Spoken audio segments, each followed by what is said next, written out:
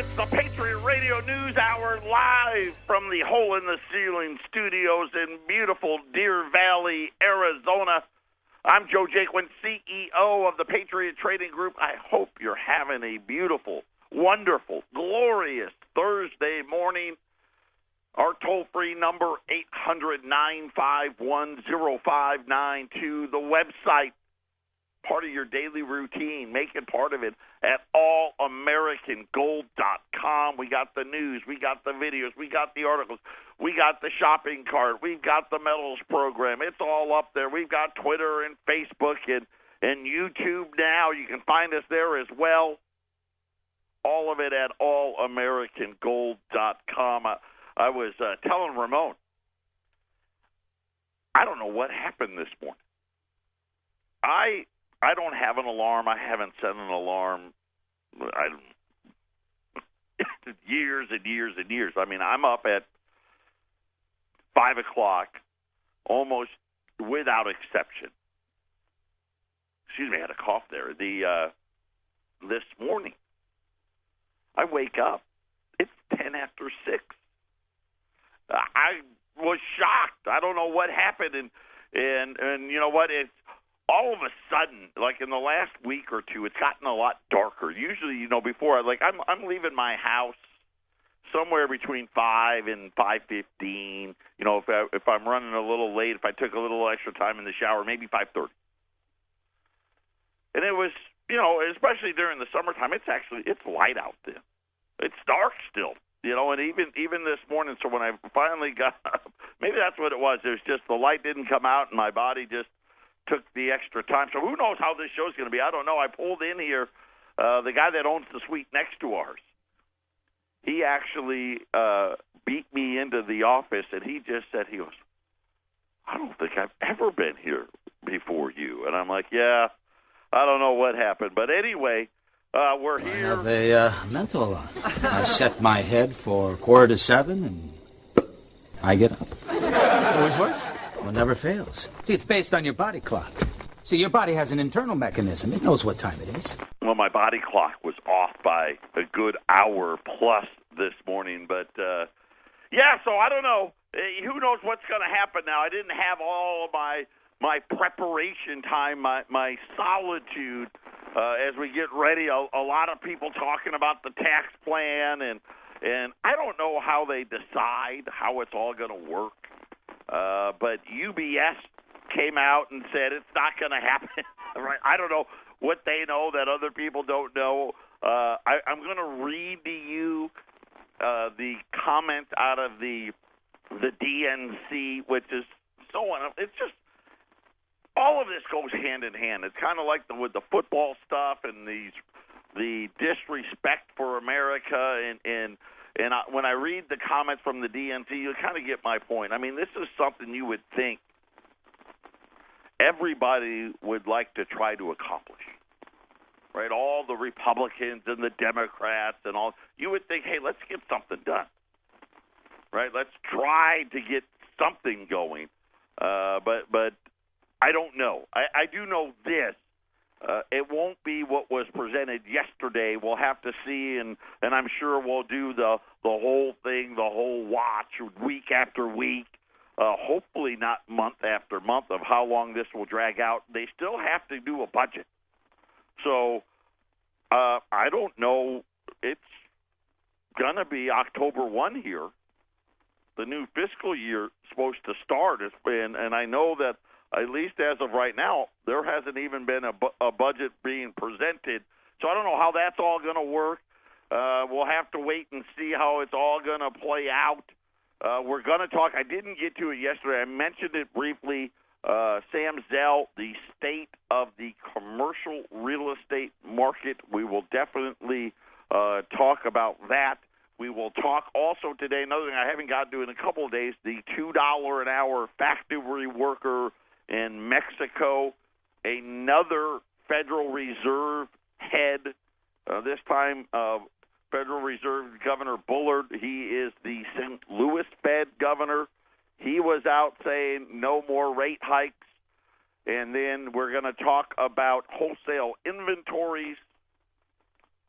The city of Hartford now 30 days or less away from bankruptcy, and the latest demands on the pension system for the state of Kentucky. So we're going to try to cover all of that ground today, and then we'll see, throughout the day if things pop up. I know Paul Ryan is speaking right now. Cohen, Cohen was going to be he was kind of the leader to replace Janet Yellen. Now people think he's not going to be the guy. He was out talking about the tax cuts and said it was things that didn't make sense. The wealthy aren't getting a tax cut, but yet they were. So I don't know, a lot of confusion. I just wish people would just be honest. Wouldn't life be so much better? I tell my kids this all the time. The truth will set you free. Right? Wouldn't it just be great if we could get these elected officials, and some are elected, some aren't elected, to just tell the truth? Hey, let's just be honest with everything that's really happening. I mean, I'll give, Janet Yellen, she couldn't even do it. I gave her a 50-50, right? Yes, she came out, oh, no, everything's great, we're going to raise rates, and then the second half of their speech, well, the truth is, we really have no idea. Right? Why don't we just start with the truth, and let's go from there? I know it's a novel concept, and I don't understand how we got here. And unfortunately, it's just going to make things a lot worse instead of a lot better. But, what are we going to do? We're going to try to at least get to the truth. Patriot Radio News Hour. We'll be back right after the break.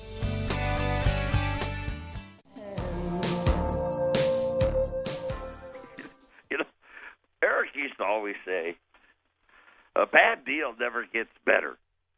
So during the break, I get up, and I'm walking out of the studio, and there's a phone here in the studio, because the studio is kind of my studio/office.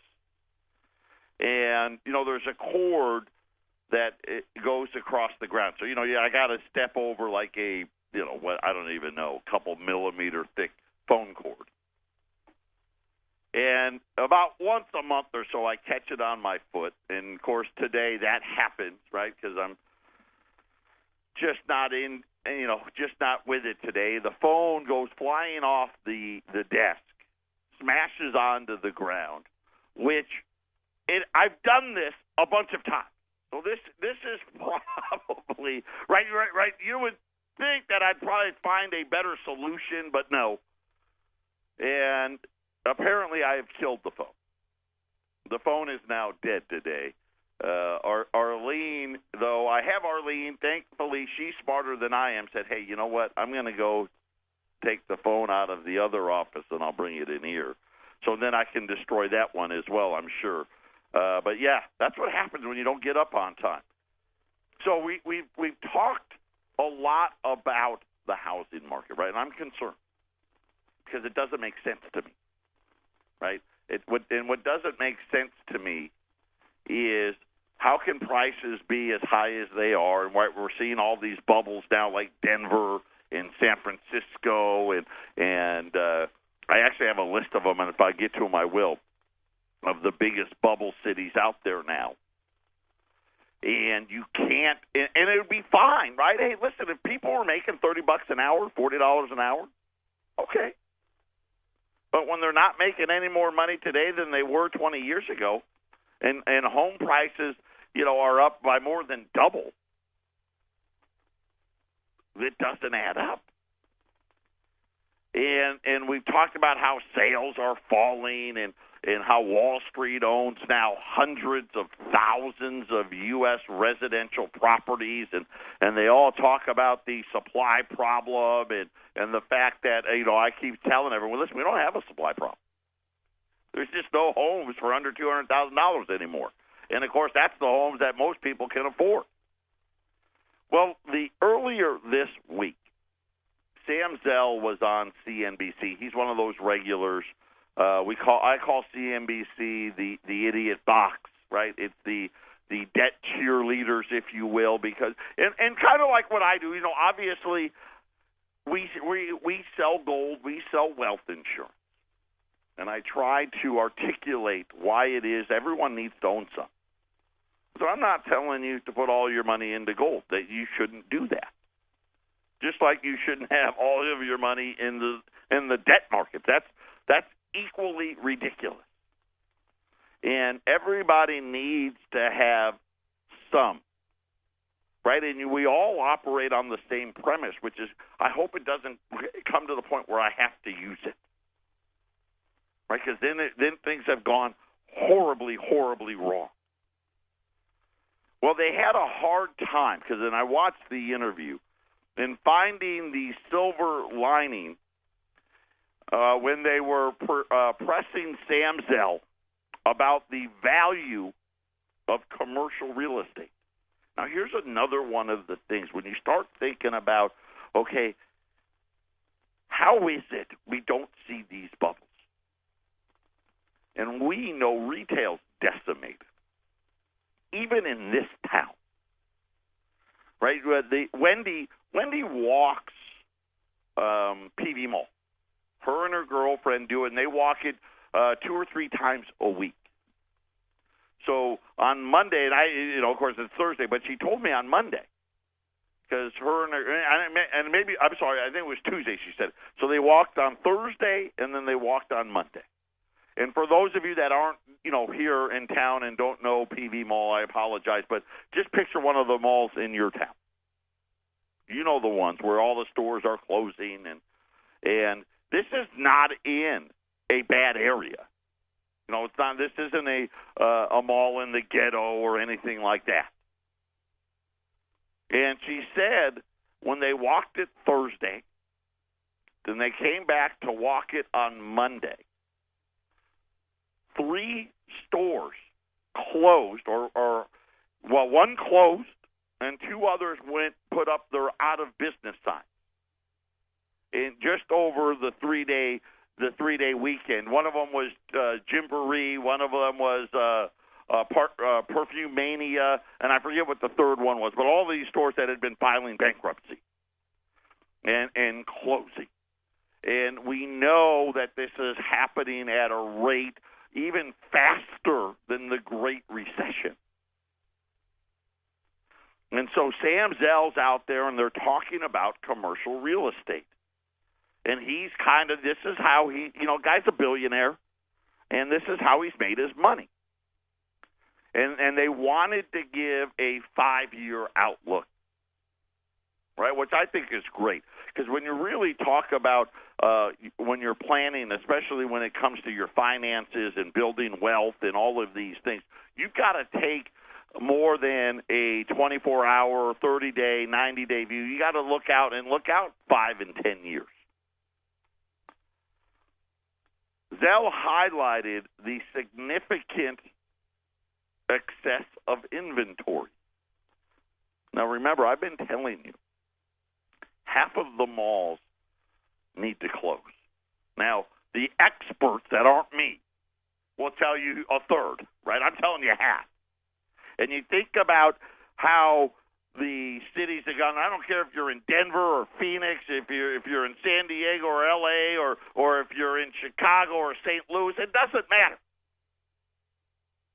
Every exit is the same, right? You got the fast food joint, the strip mall, the fast food joint, the strip mall, the fast food joint, the strip mall, over and over and over. He highlighted that 4 to 5 times more per capita than what Europe has.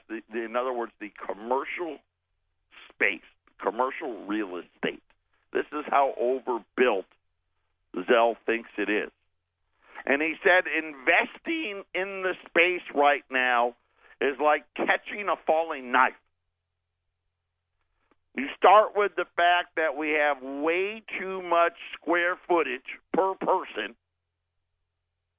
and compare it to anywhere else in the world. So you already start with an enormously large inventory of retail. 3 years ago, You can buy you could buy an 8% mall. You could buy a B mall, and it was probably an 8% cap rate. The small mall 3 years later is now selling at 13 and 14%. Now, in other words, it's deteriorating, and it's deteriorating significantly. When the knife falls, there's going to be plenty of opportunities for people to step up and say, what are alternative uses? Pressed on whether right now might be the time to start looking at these uses, and I'm going to quote here, an area that's in this much disarray with so many weak players. Okay, and this is the other thing, right, what I've been telling you about. We haven't even hit the big bankruptcies yet. They're coming. It is not an area where I'd want to deploy my capital at this time. And I'm generally a contrarian. But I think what we're dealing with here is very, very significant. Bluntly, the only way I can square anything is I focus on what gets done and not what's said, the billionaire said. On a measure of what's gotten done, I believe there is a very significant change since Trump.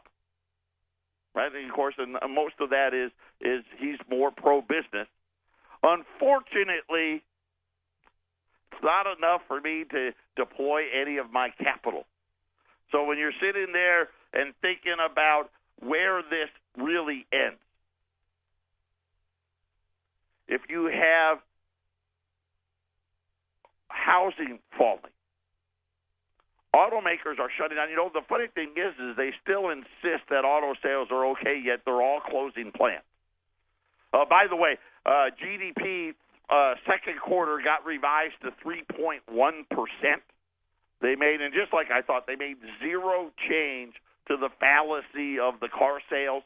The 1/10 increase, they said, was farmer inventory. So I don't know if that's a good thing or a bad thing with farmer inventory. Usually if the farmers are getting good prices, they're going to sell. And if they're not getting good prices, they're going to hold. So I'm not sure. But that was just to put that out there, 3.1. But Sam Zell was out and said, hey, this isn't it. Talking about what is happening now in the retail sector, way overbuilt, 4 to 5 times more retail space per capita than anywhere else in the world. And listen, nobody likes to spend like us. I get it. Part of the reason we have so much is we love to shop. We love to live beyond our means, but guess what? Our means are out. I don't know how it all really ends. I really don't. I mean, these malls are just empty, and they're not empty because of Amazon. I mean, Amazon doesn't help it, right? But that's not it. They're empty because people don't have any more discretionary money. Wendy was talking about, Wendy's a big animal person. And I don't even know. I think she's got 5 or 6 dogs. She helps with the dog rescue and all of these great things. And she really hates the pet stores. She does because of the puppy mill thing. And I won't get into that. But she goes. That's the one place that's still open in that mall. Is that they got Chompies and the pet store. And she was saying they had this bulldog, some British bulldog. I don't know what breed, but it was a bulldog. But they wanted $6,000. And Wendy said, so we went back, she's been walking. The dog's been sitting there. They now got it down to $3,000. And I'm sitting there like, who's got $3,000? Who's got $6,000 to spend on a dog? Now they want, hey, how about $3,000? Would you pay $3,000? You think about, hey, when I was a kid, you buy a car for $3,000. Right now it's a dog? I don't know. Championship bloodlines, allegedly, but just This is why no one's in business anymore. But I just wanted to point that out. So I wasn't able to get to it. I wanted to get to it. Sam Zell was out on CNBC, out on the Idiot Box, and just telling everybody retail's got a lot farther to fall. And I just kind of just add that into everything else, and I wonder why it is nobody talks about it. Why doesn't the Federal Reserve talk about it? Why doesn't Janet Yellen talk about it? All they want to talk about is inflation. Have you noticed that? It's all they want to talk about. And, of course, now they talk about, well, we're not really sure what it's going to do. And then I start thinking about, well, I don't think inflation's going anywhere if the retail space has got to continue closing, right? If housing is falling, autos are falling, I'm going to say that that's not a problem. But yet, stock market's at an all-time high, but nobody sees it, right? No one sees a bubble anywhere. So when you're looking out even 5 years from now,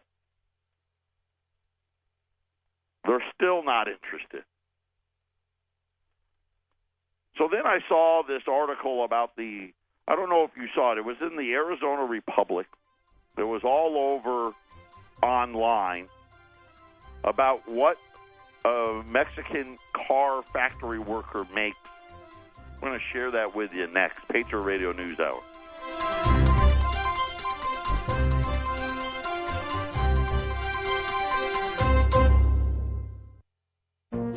This is the Phyllis Schlafly Report, the conservative pro-family broadcast of Phyllis Schlafly Eagles, a leading voice for the sanctity of life, traditional education, the Constitution, and American sovereignty. And now, from the archives of Phyllis Schlafly Eagles, here is Phyllis Schlafly. Did you know that Congress once printed Bibles? At the time of the American Revolution, the British government had strict laws about printing Bibles. Only a few printers were licensed to do that, and none of them was in the American colonies, so all Bibles had to be imported from England. The Revolutionary War naturally interrupted trade with England, and there was a severe shortage of Bibles in America. In 1777, U.S. clergy petitioned the Continental Congress to have Bibles printed in America. In response, Congress passed a resolution to import 20,000 Bibles from Holland, Scotland, and other countries, but in the chaos of the war, they never arrived. So 3 years later, another resolution to print Bibles in America was introduced in Congress, and printer Robert Aiken petitioned Congress for permission to print them. Congress granted him permission, plus financial support, to print Bibles. His Bibles included an endorsement and recommendation from Congress on the first page. More American versions of the Bible were printed soon after. In the United States, printers had the freedom to print the Scriptures freely, without government approval.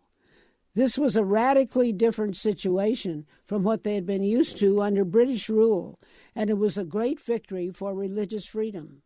We now live in a country where prayer and Bible readings in public schools have been outlawed by the Supreme Court for over 50 years. We're told it's a violation of the Constitution to display the Ten Commandments in a county courthouse or to have a nativity scene at City Hall.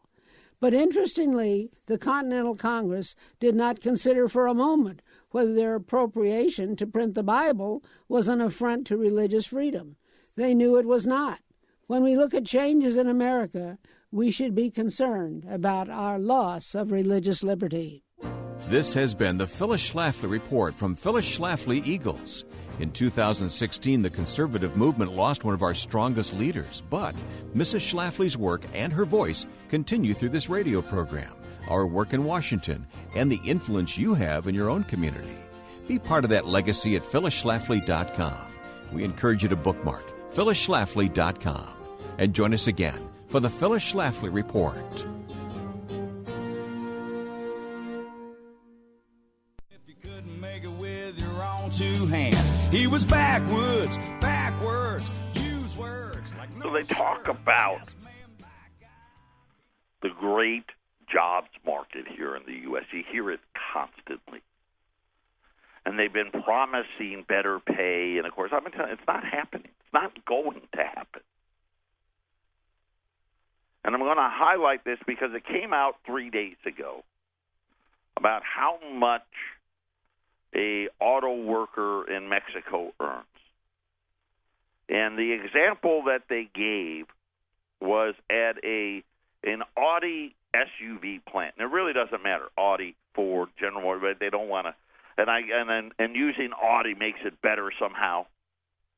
They were making an SUV, probably one of those mini SUVs, a glorified car, really. And the car cost $40,000. Remember, we talk about how the average price of a new car is $35,000, right? So this one's just above the average. And I'm sure with some rebates, you can get it down to the 35. And they talk about Ivan Flores. He spends his day transporting parts for the Audi SUV at a plant in Mexico. He makes $2.25 an hour. So just think, what would it cost if this guy made $22 an hour? Right? Because, I mean, even at $22 an hour, you're not a rich man. I mean, what would the SUV that's already $40,000 have to cost? For us, it would be a dream to buy the Q5. We never could, Flores said. He has 3 sons and makes roughly $110 a week in his paycheck. The premise of the auto industry since the times of Henry Ford was that workers would make enough money to buy the car they produced. Across the United States, in Europe, in most of the industrialized world, the arrival of an auto plant meant the creation of middle-class communities, with employees taking vacation, buying homes and cars, hey, even a cottage or a boat. But in Mexico, where the auto industry has boomed under the North American Free Trade Agreement, plants like the auto factory, this one didn't even open until 2016. Okay, so this isn't one that opened in 2000 or 2004 or 5 or 6. The industry has created something much different. Okay? And I'm going to tell you, these jobs are never coming back. And they can make all the scuttlebutt they want about how they added a shift here or did that here or we're going to retool. When you look at it, every single one of them is trying to eliminate as many plants as possible here. And the ones that they have here, they're not like they used to be, right? Maybe they come in and they take the plastic off or they screw in the seats, but they're not making the car. They said the industry has created something much different, a class of worker that barely gets by. Right? They've turned an auto job into a waiter job. I mean, that's really what they've done, and waiters probably do better. They in Mexico, they cram their employees into 500 square foot apartments in a government subsidized project that the workers pay for over decades. Many can't even afford a used car, taking home as little as $50 a week after deduction for mortgages and cafeteria meals. And they talk about why it is that their wages are stagnant, and it's the same thing. Right? They went down with the Mexican government. They organized with a union. The plant, this Audi plant, has 5,000 workers on it. 5,000. And they agreed, with the help of the union and the Mexican government, wages are $1.40 to $4 is the most you could make. And they said pretty much everybody makes $2.25. Right? I don't know how they came to that number, but they have. They said that given Mexico's lack of good jobs, many people apply, including college graduates. The contract locks in wages, and it says that it now outpaces inflation and all that other stuff. Everybody knows the conditions when they apply, Audi said. These wages, this is the union. You decide. If you don't like it, you can look elsewhere. And I bring this story up for one reason. You really think they're going to give that up? And then you got to start asking yourself, how much is it really going to cost you? In a Nissan plant in another state in Mexico, the pay scale is $2.40 to $4.75. By the way, Mexico's minimum wage, in case anybody was wondering, is about 50 cents an hour. And so when you think about all of the things that are going in there, BMW, right, in March, opened a plant, signed a pre-opening labor contract that its plant says workers can earn as little as $1 an hour with a maximum of $2.30. BMW said our salary package, the mix of daily wages and benefits, is competitive and in accordance with the region and the market. It's time to really understand what it is. You know, when Donald Trump, remember when he ran, he talked about tariffs. He talked about bringing the jobs back. What's not in this tax package, right, there's no tariffs, which I would love to see, right? But here's the problem. That $40,000, I mean, Beamers are, I don't even know what a Beamer costs. I don't even bother to look because I know I can't afford it. Right? I mean, what are they? 80, 90, 100 grand easy? And they're being made by people that are making $1 to $2.40 an hour. What would it cost if they brought it here? 200 grand? Patriot Radio News Hour, just something to think about. We'll be back after the break.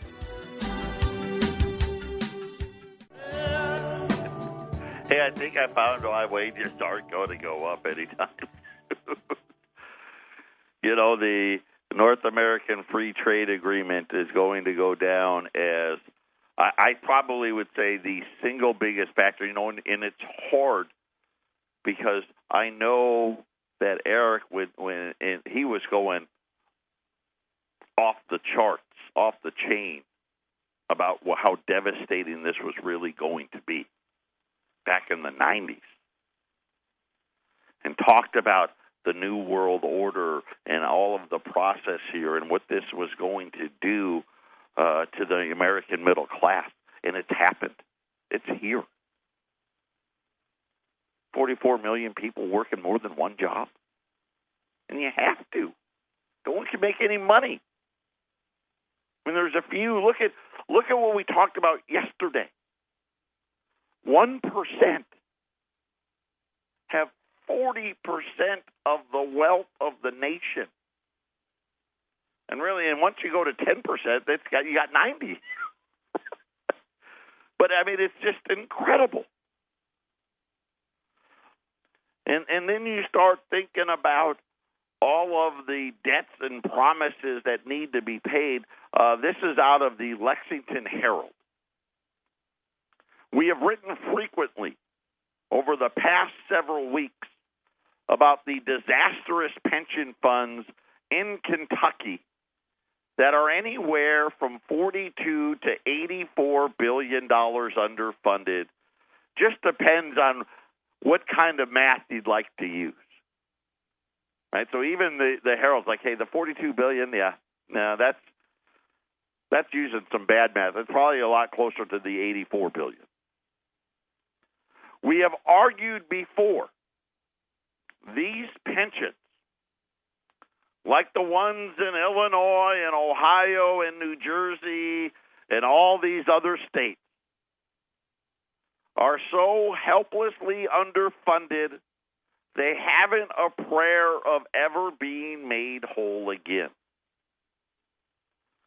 That said, logic and math have never before stopped upset pension, and I don't care if they're teachers or police or fire, upset people, workers, and clueless legislatures from throwing good money after bad in an effort to kick the can down the road, right? Extend and pretend.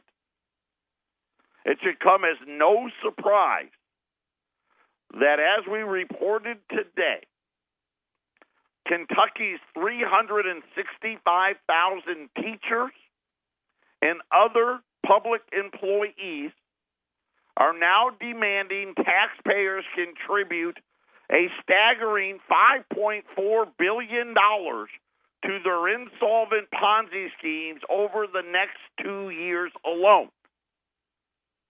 To put that number into perspective, the $5.4 billion is roughly $3,200 for each household in the state of Kentucky. Sorry about your tax cut that you just got. We're going to need that money. That is 25%, by the way, of the entire budget for the state of Kentucky. So when you think about these numbers, right, it's $84 billion underfunded. Hey, let's just get $5.4 billion. Let's just get through these 2 years. And that's 25% of the budget. And I'm going to make an assumption, and I don't know if it's true or not. Kentucky's already paying something. So let's just say they're paying 25% of it already. Now here's another 25%, and we're still way short. They said the General Assembly in Kentucky needs to find the $5.4 billion to fund the pension system for state workers and school teachers. And I don't know, it doesn't say what happens if they don't. I don't know. The money, I guess, Kentucky says, we don't have any more money in the general fund to pay for it. Says the amount of the hefty funding increase, a painful squeeze for the general fund. And they say the general fund, right, it has, about $10 billion a year. That's what they collect. And now they want to get 25% more to try to help the challenge. We realize this challenge that is in front of us. That's obviously part of the need for us to address pension reform. Co-chairman of the Oversight Board, Joe Bowen. And the short term, we're obligated to find this money. Everybody is committed to doing that. We have revealed the great challenge.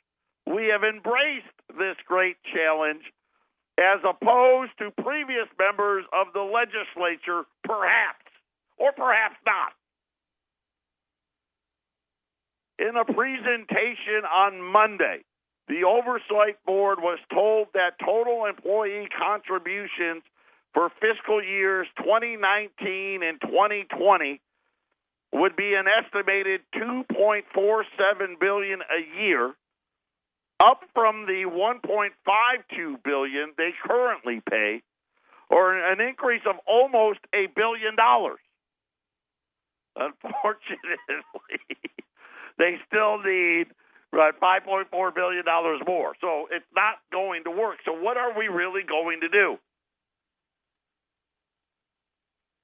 And we talk about how big these problems are.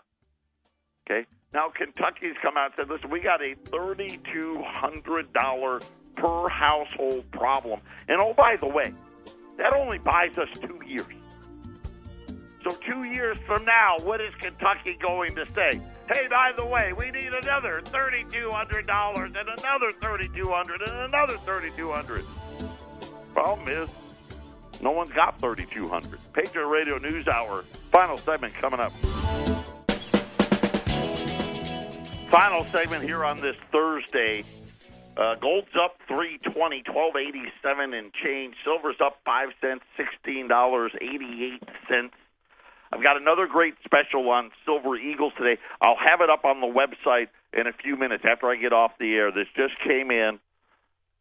We were able to do rolls of U.S. Silver Eagles at $395 a roll. And that just to put that in perspective, that's $2.86 over spot, which is, anytime you get, below 3.5, it's a good deal. When you get below 3, that's fantastic. Rolls of U.S. Silver Eagles, these will be backdates. They won't be 2017. These will be the backdates. $395 a roll, and I'll add that online as well, so you'll be able to order it online as well, so you don't have to call if you don't want to. Otherwise, give us a shout at 800-951-0592. U.S. Silver Eagles, $395 a roll. Just to let you know what's going to happen. An anonymous development, Standard & Poor's and Moody's have knocked down Hartford, Connecticut's bond ratings for the second time in 2 weeks, declaring a default a virtual certainty. They said they lowered the city's bond ratings 4 notches into, I guess, default double C, which is super, super junk. Standard & Poor's says it is increasingly likely Hartford, what expects to be negative $7 million in cash in November and another $40 million negative in December, will default on its debt. Meanwhile, the $545 million in outstanding general obligation debt, Hartford faces debt payments of about $30 million just in the next 2 weeks. They need $40 million in additional assistance. Without it, bankruptcy is a certainty. The agency said in a statement on Tuesday, S&P Global Ratings lowered its ratings to D. And you kind of see where this is all heading. And again, they've got the same problem, right? They got to pay for all these pensions. They can't get any more money out of anybody, and therefore they're going to be filing bankruptcy. I don't know what that's going to mean. We're going to have to start watching this closely. We are going to see more and more of these, and just like retail, think about what's happening in the retail sector. That is what is going to start happening to a lot of these cities and, unfortunately, a bunch of these states in the U.S. over the next 10 years. And this is just the start of all of these things. You think about, like, Puerto Rico's already, and, of course, then they got already in default, and they just got devastated by that hurricane. Now Hartford, Connecticut's getting ready again. Kentucky's got problems. Minnesota's got problems. Ohio. I mean, it's just everywhere. And, again, where is the money going to come from? And then, you know what, I'm going to tell you where it's not going to be. It's not going to be because people are making more money, because all of these companies can just go down to Mexico and pay people $2 an hour. 800-951-0592. U.S. Silver Eagles under $3 over spot today at $395 a roll. Call us. Everybody have a great rest of your Thursday. Hopefully I'll be here on time tomorrow.